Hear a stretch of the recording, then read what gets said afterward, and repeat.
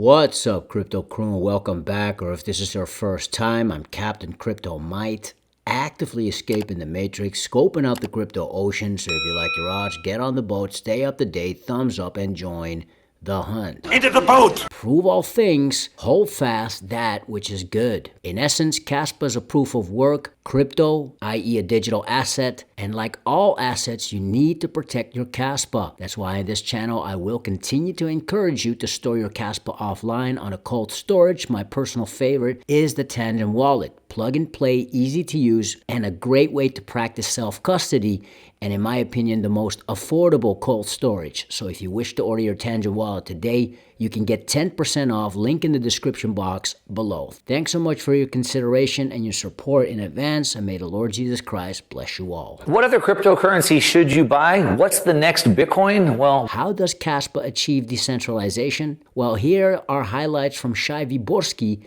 Kaspa's main researcher, who spoke at the World Digital Mining Summit 2023. Shai shared his expertise on Kaspa's groundbreaking technology, including on the topic of decentralization.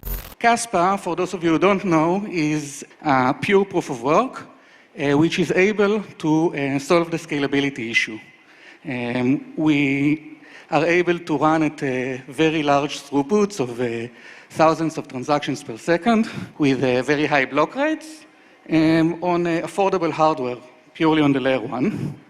This is a snippet of a live demonstration. You could see this. Each one of these is an actual block created in real time and ordered in real time. But essentially, we have the Nakamoto consensus, and the entire development is driven by the community. There is no foundation, there is no company, and the coin was fair launched. So there is no a single entity that holds a lot of the coin and makes all of the decision. And there were no pre-mines and no pre-allocations.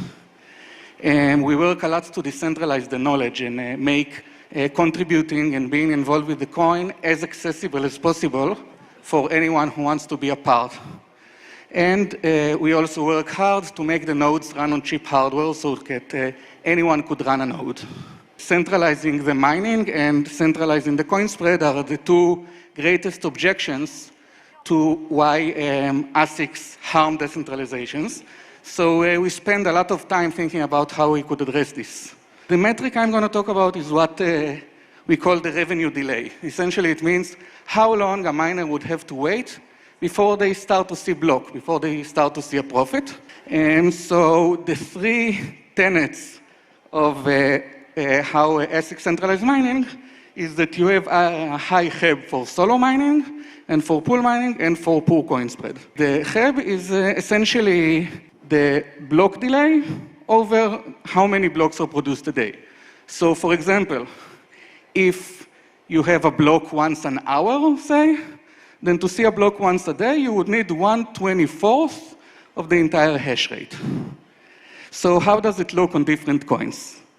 So starting with Bitcoin, the block delay is 600 seconds. So if you do the math, you see that to see a daily block, you would need about 0.7% of the entire global hash rate. The Bitcoin network can support at most 150 different solo miners or mining pools that see a daily income. In Litecoin, you have 4 times as much.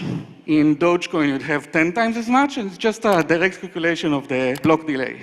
In Ethereum Classic, you would have 40 times as much. In Kaspa, right now Kaspa runs on 1 block per second, you would see 600 times as much than in Bitcoin. And when we go to 10 blocks per second, which we already successfully did in the testnet, we'd get 6,000 times as much. So the Kaspa network can hold up to 900,000 solo miners or mining pools that have daily income. Now, in pooled mining, it's a bit harder to calculate, but essentially what governs it is the fees. The higher the fees, the more you would have to accumulate before you cash back. Because if you cash back too early, then most of your revenue is going to be wasted on fees. So essentially, in the long run, in the limit where the fees become dominant over the block rewards, the cost of a single transaction becomes pretty much proportional, inversely proportional to the TPS. So the high transaction per second throughput is what's going to give us this low hardware barrier for pooled mining. So even if you pool, you'd still need a lot less hardware than you need in other coins. So our goal is to have most of the coins already be in circulation before ASICs emerge, before they appear on the network. First of all, because GPUs are much more accessible, and as long as you're GPU mineable, a lot more people can get the coin. Besides that, GPU mining has much higher operational costs, so GPU miners sell more coins just to cover the costs of mining, making for better coin spread. So first there is the bad solution, what's called the ASIC resistance. Essentially, it means that you want to make your protocol hard to mine with ASICs. You want to make the ASICs inefficient and disincentivize ASICs. Now, I call this the bad solution because I see it as kind of a lose-lose. Because eventually, designated hardware will always win. No matter what you do, unless you keep forking and changing the algorithm, you will find that eventually ASIC mining will drive GPU mining to be non-competitive. But if you use an ASIC-resistant algorithm, you also lose all the benefits of ASIC mining. You lose the high stability. You use the fact that GPUs can still be used to attack the network. If a GPU is 10 times or 50 times less efficient, then yeah, you wouldn't mine with it, but they could be helpful for attacking the network. If GPUs are 10,000 times less efficient, then they couldn't even help you in a surge, in a momentary attack. And also, you just want to have this good CapEx-OpEx ratio. You want most of the costs of mining to be capital and not operational, because then when you reach the regime where fees are dominating the rewards for mining, you would want miners to be incentivized to keep mining. And you don't want to make it profitable to shut down the machines just because it costs a lot of money to keep them running. So the solution we came up with is what we call the rapid emission schedule. Essentially, we start with an algorithm which is very ASIC friendly, but we modified it just a little bit so all the existing hardware, including FPGAs and GPUs, couldn't mine it yet, counting on the fact that by the time the hardware is created, most of the coin is already in circulation. We tried to emulate the Bitcoin schedule. We wanted that by the time ASICs appear, say 70 or 80% of the coin is already in circulation. We essentially reduced the block rewards by about 5% every month, which accumulates to 50% a year. We are just about the same as Bitcoin in this sense, that ASICs started to become available for retailers around 65–70%. And what I'm saying is that high BPS and high TPS are both crucial to have decentralized ASIC friendliness and decentralized mining.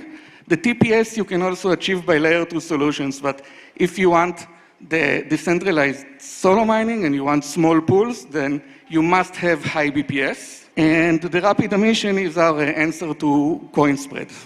All I talked about is how long you would wait on average, but there is also this issue of variance, because you could have enough mining equipment to mine a block once a day, but if the block rate is very small, then you would see large fluctuations. One day you see 3 blocks, and then you don't see a block for a week. So miners actually have to take a larger margin of error if they want to not find themselves not obtaining any revenue for a long time. And the high sample rate we have due to the high block rate greatly reduces this variance. And the fact that there are no orphans means that there are no wasted blocks. So 100% of the work done by the miners actually benefits the network. Since we have parallel blocks and the way you choose transaction is randomized, it smooths out a lot of the kinks in the Bitcoin fee market and creates a much healthier fee market and a much better equilibrium for mining strategies. We have a continuously increasing community, which is crucial because we are community-driven. Also, because we are community-driven, we don't have a foundation, we don't have a budget for marketing and development, people join us for the intrigue of the tech and because they believe in the tech, and we see devs are joining, programmers, content creators. Even this beautiful presentation was made by a community member, which has a personal stake in Kaspa. All the decisions are made by the community through a voting process, The projects that are funded through community funding, which goes to community funds. These funds are not controlled by any of the original contributors. They go to multi-sig wallets whose treasurers were chosen in a poll by the community. And everything is completely community-driven. And we have integrations and marketing fund and a lot of core development. We work very hard to make everything work on very cheap hardware. As I said, we ran 3,000 TPS on an open permissionless network.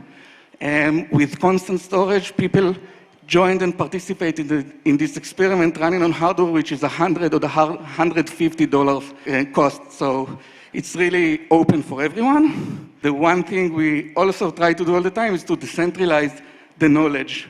We try to make everything we do peer-reviewed and published or open to discussion in various forums. We engage the community all the time, educate people, make a lot of knowledge available, spend a lot of time mentoring new developers and bringing them into the fold. And people that came from the community are now doing the most complicated things. They develop the consensus code and become really huge part of what we're doing. And we don't want it to have only 3 or 4 people who are able to manage this code. And so increase that circle and make sure that there isn't a single point of failure in our process. The current price per Kaspa coin does not reflect Kaspa's true potential, nor does it show what Kaspa can be months from now. That's why we walk by faith, not by sight. Remember, Crypto Crew, if you lack faith today, you lack the foresight that pays off tomorrow, meaning you won't have the conviction to cover you in between. Stick around. Fix your mind before you get to the grind. And with that said, let's continue to escape the matrix. Let's continue to be on the lookout for the next big thing here on the crypto ocean. Grow in grace, and let's make some crypto waves. Say I.